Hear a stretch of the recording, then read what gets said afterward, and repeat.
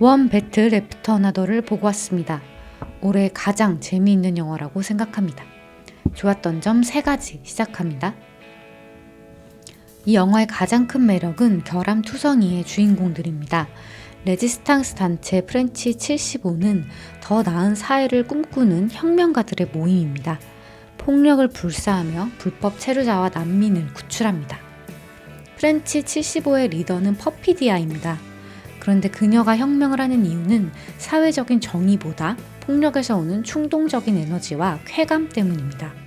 그녀는 프렌치 75를 잡으려는 이민관리국 요원 록조와 불륜을 맺으며 스릴을 느끼고 혁명을 한다면서 은행을 텁니다.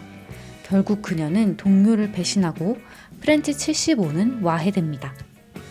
그녀를 사랑한 밥 역시 혁명가로 존재하는 자신에 취해 있습니다. 막연한 동경으로 레지스탕스가 되었지만 자신감 넘치는 퍼피디아와 달리 소심하고 쭈뼛댑니다. 밥은 아이가 생기자 혁명을 멈추고 가정을 택하는데 퍼피디아의 배신으로 아이와 함께 안전한 도시로 도피를 하게 됩니다. 15년 뒤 그는 매일 누워서 대마초나 피우는 루저가 되어 있습니다. 딸을 구하러 가야 할 때조차 그는 마음만 앞설 뿐 방법을 모릅니다. 총명함도 체력도 없이 실수만 연발합니다. 이 영화에는 정의로운 레지스탕스, 모성에 넘치는 어머니, 적들을 때려잡는 슈퍼맨 아빠는 없습니다. 진정성 없는 레지스탕스, 자식보다 내가 우선인 어머니, 적의 뒷꽁무니도 못 쫓는 덜 떨어진 아빠가 나옵니다. 하지만 저는 그들이 전혀 나쁘거나 한심해 보이지 않았습니다. 너무나 친숙하고 연민이 같습니다. 자신이 진짜 원하는 것이 무엇인지조차 모른 채 에너지만 분출하고 무언가를 하려치면 번번이 실패하는 불완전한 주인공들. 그 모습은 마치 우리를 비추는 거울 같았습니다.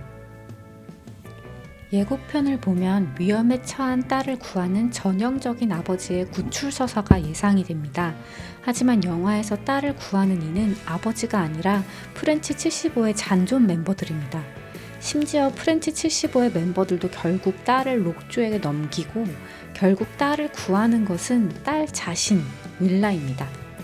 아버지 밥은 시종일관 윌라를 찾아다니지만 사건에 직접 개입하지 못합니다. 오히려 걸림돌이 되고 나고되기 일쑤입니다. 결정적인 순간에도 등장하지 않으며 모든 일이 끝난 후에야 뒤늦게 도착합니다. 그러나 그 뒷북 같은 도착이야말로 이 영화의 묘미이자 감동의 정점입니다. 15년 전 프렌치 75는 와해될 때 서로가 뮤직 비콘을 나눠 가졌습니다. 이 뮤직 비콘을 가지고 있으면 200m 근방 안에 있을 때 멜로디가 울려요. 이 뮤직 비콘이 있으면 이 사람이 안전한 사람이다, 믿어도 되는 사람이다 라는 신호를 주는 건데요. 밥은 윌라에게 항상 이 비콘을 가지고 다니라고 얘기했습니다. 15년 동안 윌라의 비콘은 울린 적이 없어서 윌라는 아빠가 망상증이 있다라고도 생각을 했었죠. 영화의 말미에 밥이 윌라를 찾아왔을 때 200m 근방으로 다가왔을 때 비로소 뮤직 비콘은 멜로디가 울립니다. 그 멜로디는 윌라와 밥의 단절되었던 시간이 끝났음을 의미합니다. 그 멜로디로 밥은 윌라가 살아있음에 안도하게 되고 윌라는 자신과 연결된 아버지는 바로 패심을 느끼는 것이죠. 이 영화의 부녀는 보호자와 피보호자의 관계가 아닙니다. 딸은 아버지보다 현명하고 강합니다. 그리고 딸은 스스로 성장하면서 아버지도 성장시킵니다. 이 영화는 진보 대 보수의 대립을 넘어 삶의 태도로서의 혁명을 이야기합니다. 나는 무엇을 위해 살고 무엇을 위해 싸우는가? 그 질문에 스스로 답할 때 비로소 혁명이 시작됩니다. 15년 전 밥은 혁명을 하는 척 했습니다. 15년이 지나서 윌라를 구하기 위해 사투할 때가 되어서야 밥은 진짜 혁명을 합니다. 영화는 타자를 배척하고 탄압하는 사회의 기득권 보수 집단 크리스마스 클럽과 타자와 연대하고 함께하는 소수의 진보 집단 프렌치 75의 대립을 큰 축으로 가져갑니다. 하지만 밥의 진정한 적은 크리스마스 모험가 클럽이 아니라 혁명을 멈추고 암구를 잊어버린 자기 자신일 것입니다. 혁명은 위대한 것만이 아닙니다.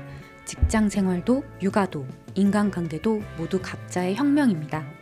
실패한 혁명은 없습니다. 완성되지 않은 혁명만이 있을 뿐입니다. 중요한 것은 결과가 아니라 혁명하려는 의지와 불씨 그 자체입니다. 영화의 클라이맥스에서는 영화사에 남을 만한 명장면이 나오는데요. 끊임없이 오르막 내리막이 반복되는 고속도로 추격신입니다. 도망치는 윌라를 록조가 쫓는 장면인데요.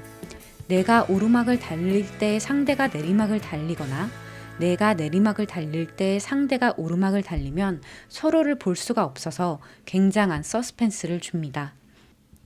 저는 이 도로가 마치 인생의 메타포 같았습니다. 오르막과 내리막이 끊임없이 반복되고 목적지는 늘 아득합니다.